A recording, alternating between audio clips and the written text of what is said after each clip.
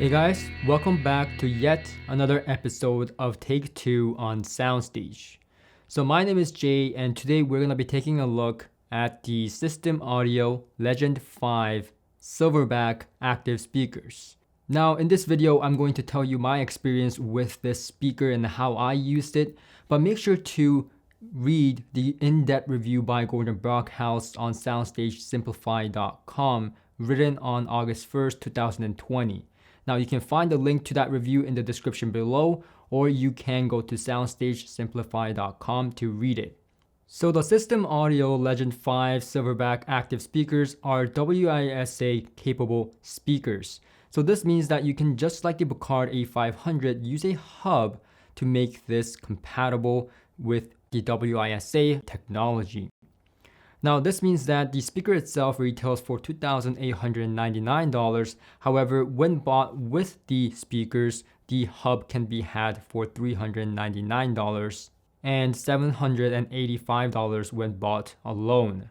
Now the reason I mentioned this hub is because it is pretty critical to how I listened to these speakers. Now although I spent a very short period of time listening to these speakers how I would with normal active speakers, majority of the time was just a power cable connected and running with the WISA hub wirelessly. And this is how I used my Bucard A500 speakers as well, and it's very similar technology here. There's a lot of resemblance, especially the same thing with the Google Home. The setup process is all very similar, and so there was really little learning curve for me to set up these speakers. And once you get the hang of it and set it up once, it is a no-brainer, at least to my experience. Now looking at the speaker itself, it houses a 1-inch soft dome tweeter and a 5.5-inch long throw woofer. Each of the drivers fed by 150 watts Class D amplification inside the speakers. Now one thing to note here is that they recently had a facelift, so what you're seeing here is no longer what you're going to be getting. You're going to be getting a more or less a nicer speaker with no screws in the front, a little bit thicker front baffle, and I think most important thing is that you're gonna get an aluminum remote instead of a plastic one for your WISA hub and your speakers. And System Audio reassured me that there was no sonic changes with this facelift. Everything is aesthetic based and the price is even kept the same. Now taking a look at the back of the speaker, you can find a very similar platform to the Bucard A500 speaker that I reviewed on my channel recently.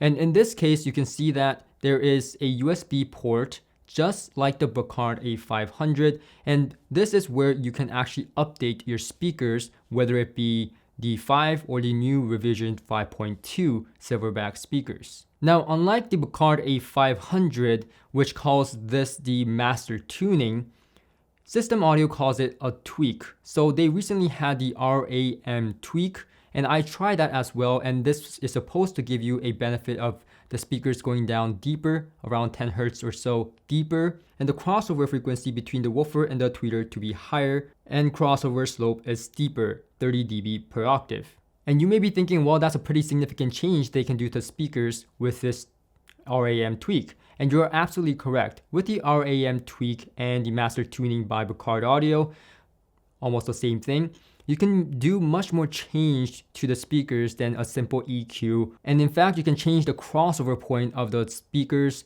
You can make the speakers go down deeper, and you can do multiple different things with the speaker that you cannot possibly do with a simple EQ. And that is very beneficial because what ends up happening is that you can even make the speakers sound entirely different than its original tuning. And I've experienced this firsthand with the System Audio as well as the Bucard A500. With the System Audio, in the beginning of my review, once I had it in stock formation and I was listening to the stock tuning, I was simply just amazed by the deep bass that it had. And it was very pleasing and very, very impactful. And immediately I was engaged to the music.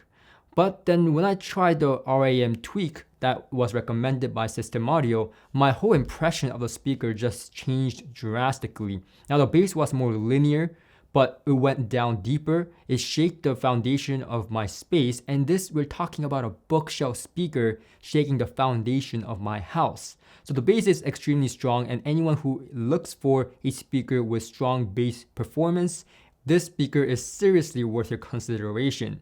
And I'm not talking about some sloppy bass that can just shake your house. I'm talking about a very good bass that it has really good linear extension with grip and power and tightness, even up to the mid-range frequencies. And the integration between the tweeter and the woofer is also very seamless. And that is something I noticed as well with the new tweak, is that the integration is so seamless that the imaging becomes better, the SoundStage scape becomes better, everything just improved with the new tweak. And I loved it to death. System Audio also has a room equalization app, and this app is very similar to the Bucard app. In fact, I would say it's actually exactly the same, except for different company logos on the app and the app name. And this is basically to measure your room for about a minute, and it comes with a graph, and then it corrects it. And I love this correction because just like the Bucard A500, it's not correcting for everything. It is only correcting for the most problematic bass regions. And I love this because it's not taking everything and making it flat. Instead, it is just making it smoother in the bass region and keeping that character of the speaker alive. Really making the speaker engaging just as it would be with a passive speaker, but having the bass corrected. And like I said, I am not a big fan of DSP or room correction software especially, but this one was quite good and it worked well because it was subtle and it only corrected for the bass regions, which I have no problem with. I believe that DSP and room correction should be applied to the bass regions, especially if you don't have room correction going on in your space. So with this, I removed all my acoustic panels from my room and I measured the room with the speakers inside. And I got a really funky graph, obviously, and I tried it with the room correction.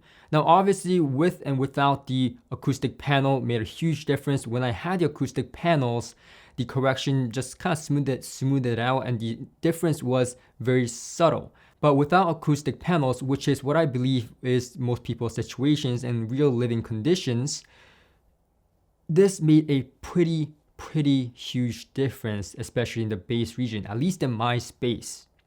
And so the bass correction software works extremely well, both for the Bucard A500 app and the System Audio app. And using either one, I found no difference. I used the Bucard app for the System Audio and the System Audio for the Bucard, and back and forth, switching it back and forth and seeing if there's any difference between the two apps. And I found no differences whatsoever, and I'm happy to report that it works extremely well. So looking at this total system, and it's just above $3,000 US, I believe that this is a very good value proposition. Considering that hi-fi systems, to get to this type of performance, would cost a lot more money, $5,000 and upwards, at least in my opinion, to get this type of performance, and we're getting it from a $3,300 system with the WiSA hub. And I found that to be extremely impressive. And don't let the size fool you. This speaker is small but powerful, and those woofers really move. They punch hard, they go down deep, and really, like I said, shake the foundation of your house. Now, I also find that the imaging capability of these speakers and the soundscape of these speakers are extremely good for the money, and I have no complaints whatsoever. I think this is a technology advancement. In the beginning, even when I was reviewing the Bucard A500, I was a little bit skeptical to how this was going to all work out. And the question still remains, how many audiophiles are going to move in that direction, sell their entire system and move in that direction? Now, I still don't think that people who like the traditional kind of, separate amplifiers and preamplifiers like myself will completely migrate to the WiSA platform.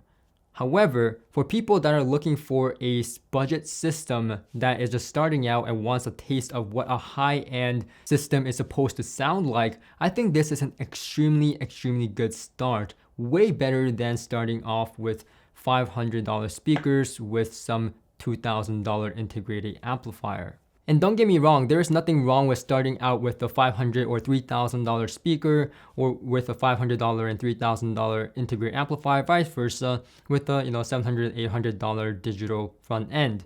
There's no problem with that, and you can get a great sound. But the WiSA platform offers something that is not available in those cases for the most part, such as the room correction software and the ability and the flexibility to change the entire sound of these speakers through the new update that these companies are coming up with, which is actually very, very impressive and very incredible.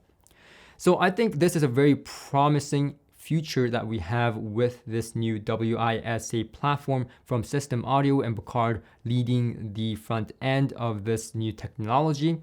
And I look forward to more speakers and more companies taking on this new technology in the future. So that's it for me. Thank you for watching. If you found this video helpful, please consider subscribing and also click that like button, and I'll see you guys on the next episode of Take 2 on SoundStage.